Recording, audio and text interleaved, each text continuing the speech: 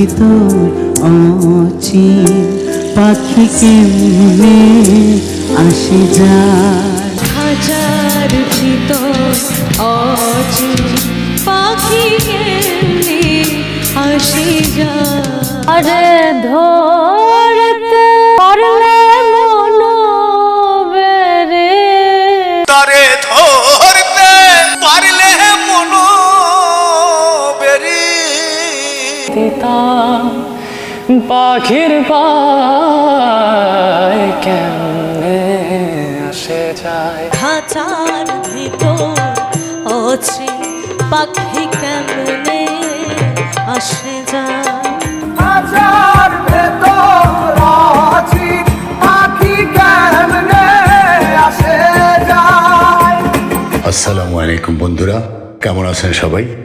আজ আরো ব্যক্তি জীবনী নিয়ে কথা বলবো না, আজ কথা বলবো একটি মজবুত ভিত্তি বা একটি গানের দর্শন এবং লালন শাহের চিন্তা চেতনা তথা দর্শন। বিশেষ করে লালন সাইজির মতো একজন মহাপুরুষের দর্শনে প্রবেশ করার আগে এই গৌরচন্দ্রিকাটুকু দর্শকদের মনের দুয়ার খুলে দেবে।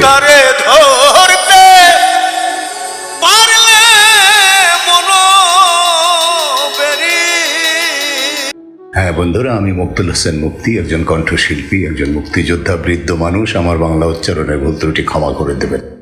লালন গীতি ও দর্শনের ভূমিকা। বন্ধুরা, যে মাটিতে আমাদের জন্ম সেই বাংলার ধুলোবালিতে মিশে আছে আধ্যাত্মিকতার এক পরম সুর, যার নাম লালন গীতি।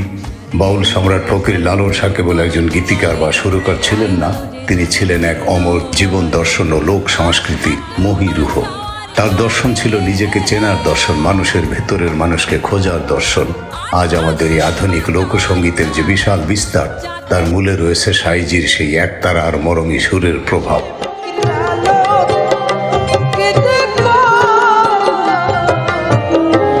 তার প্রতিটি গান যেন এক একটি মহাসমুদ্র, যেখানে ডুব দিলে খুঁজে পাওয়া যায় সৃষ্টির শ্রেষ্ঠ রহস্য।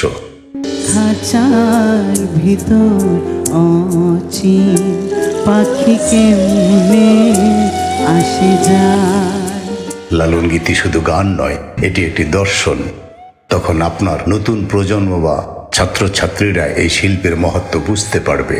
খাঁচার ভিতর অচিন পাখি, লালন সাইজির গূঢ় তত্ত্বের সহজ বিশ্লেষণ। খাঁচার ভিতর অচিন পাখি কেমনে আসে যায়। মন তুই রইলি খাঁচা আসে, খাঁচা যেত কাঁচা বাসে। মুখবন্ধ। বন্ধুরা, আজ আমি কোনো সাধারণ মানুষের জীবনী নয়, বরং মানুষের শরীরের ভেতরে বাস করা এক রহস্যময় সত্তার গল্প বলবো, যে সত্তাকে তিল তিল করে চিনেছিলেন মহাত্ম লালন শাহ। খাঁচার ভেতর অচিন পাখি কেমনে আসে যায়, ধরতে পারলে মনোবেরি দিতাম পাখির পায়। পাঁজরের হাড় দিয়ে তৈরি এই দেহের খাঁচায় যে পাখিটা সারাক্ষণ ছটফট করে, তাকে কি আমরা চিনতে পেরেছি? আজ একজন সঙ্গীত শিক্ষক হিসেবে নয়, বরং একজন আজন্ম লালন অনুরাগী হিসেবে এই গানের মরমী তত্ত্ব আপনাদের সামনে তুলে ধরব।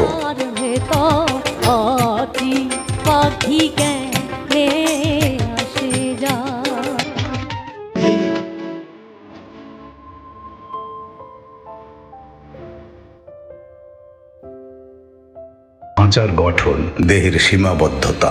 লালন বলছেন, আটকুঠুরি নয় দরজা আটা, মধ্যে মধ্যে ঝরকা কাটা। যে আমাদের এই দেহটা আসলে একটা ঘর, 9টি ছিদ্র, চোখ, কান, নাক ইত্যাদি দিয়ে এর দরজা।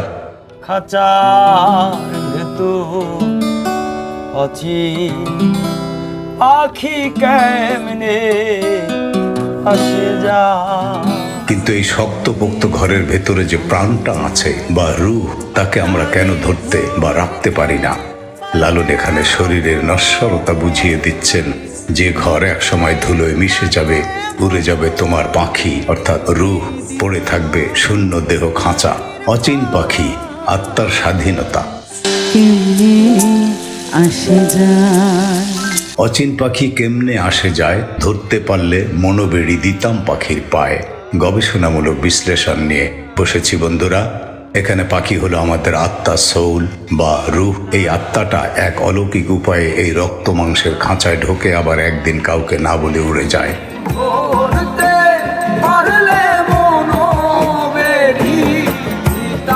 লালন আক্ষেপ করছেন, যদি সেই আত্মাকে বা পরমাত্মাকে একবার নিজের বশে আনা যেত তবে মানুষ অমরত্বের স্বাদ পেত। এই মনোবেড়ি হলো সাধনা আর ভক্তির শেকল। কেন আমরা তাকে চিনি না?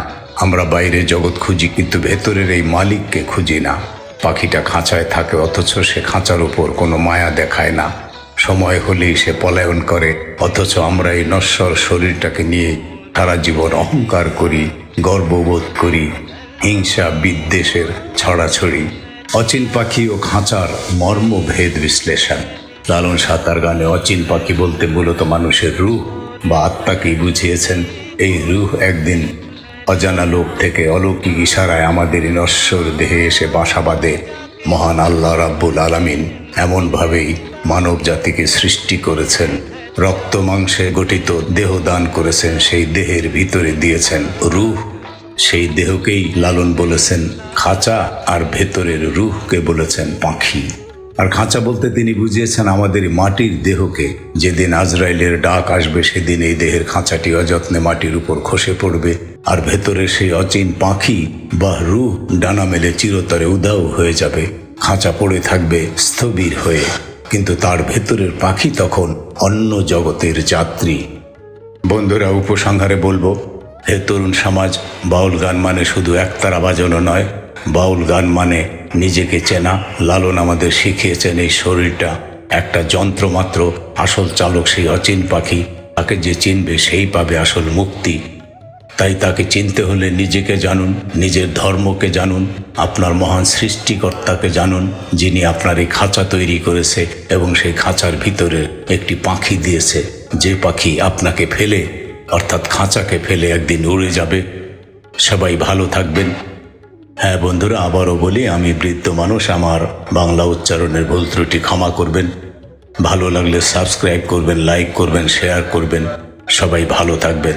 আসসালামু আলাইকুম ওয়া রাহমাতুল্লাহি ওয়া বারাকাতুহু এবং হিন্দু ভাইদের নমস্কার।